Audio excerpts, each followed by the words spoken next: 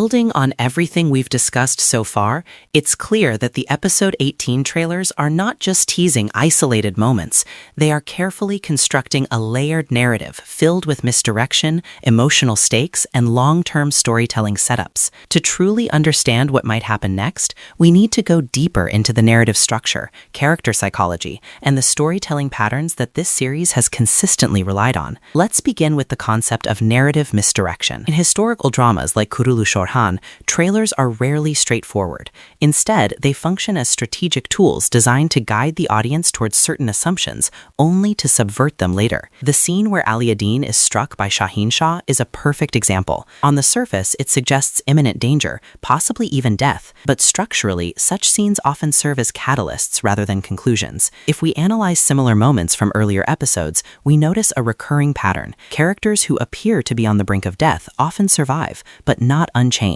They return stronger, more determined, and sometimes with an entirely new perspective. This raises an important possibility. Ali ad-Din's injury may not be an ending, but rather the beginning of a transformation that will redefine his role in the story. Now let's shift our focus to Orhan Bey and his Alps. The image of two loyal Alps falling in battle is not just about shock value. It serves a deeper narrative function. In many epic stories, the weakening of a leader's inner circle signals a turning point.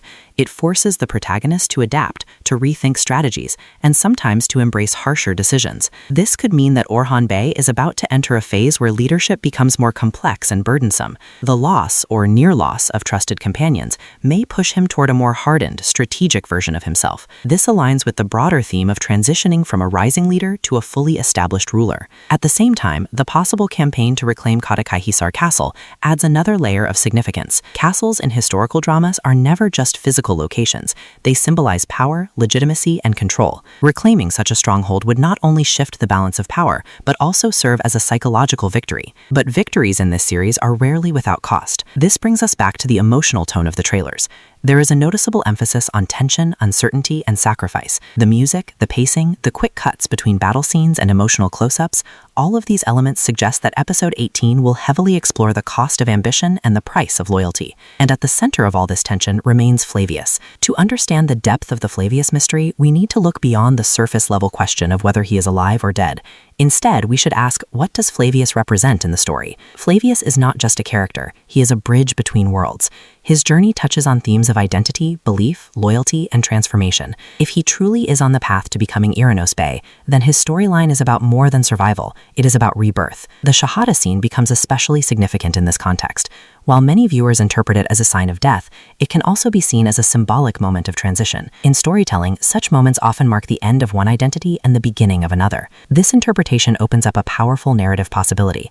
Flavius may die in one sense, but be reborn in another. If this is the direction the story takes, it would allow the writers to explore complex themes of redemption and allegiance. How does a character reconcile their past with their new identity? How do others respond to such a transformation? And most importantly, can trust ever truly be rebuilt? These questions could drive not just Flavius's arc, but the broader dynamics within Orhan Bey's circle. Now let's consider the role of Fatima Hatun in all of this. Her absence from Flavius in the trailers is not just a missing detail, it's a narrative signal. Their relationship has been one of the emotional anchors of the story, and separating them at this moment suggests a deliberate attempt to heighten tension. If Flavius is indeed undergoing a transformation, Fatima's reaction will be crucial. Will she accept his new identity? Will she doubt him? Or will their relationship become a source of conflict that reflects larger political and cultural divides? This kind of interpersonal tension often mirrors the broader themes of the series, making it an essential component of the storytelling. Moving on to audience behavior, it's impossible to ignore the impact of social media on modern television narratives. The data showing the popularity of the Fatima-Flavius pairing is more than just a statistic. It's a reflection of audience preference. Emotional investment. Viewers are not just watching the story, they are actively engaging with it, forming attachments, and influencing its reception. Writers and producers are increasingly aware of this dynamic. While they may not directly change the story based on audience reactions, they certainly take these responses into account when shaping long-term arcs. This creates an interesting feedback loop.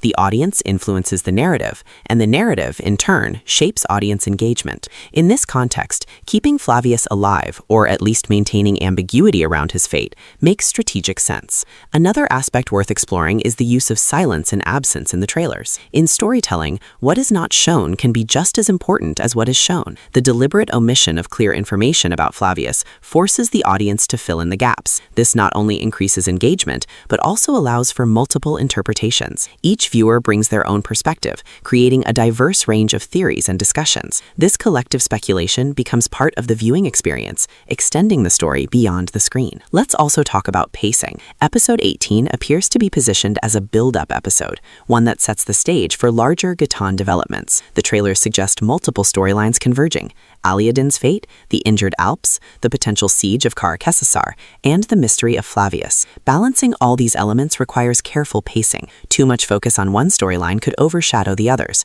while too little development could leave viewers unsatisfied. If executed well, this episode could serve as a powerful midpoint that propels the story into its next major phase. Finally, let's consider the broader thematic direction of the series. At its core, Kuruluş Orhan is about the formation of a delta, a process that involves conflict, sacrifice, and transformation.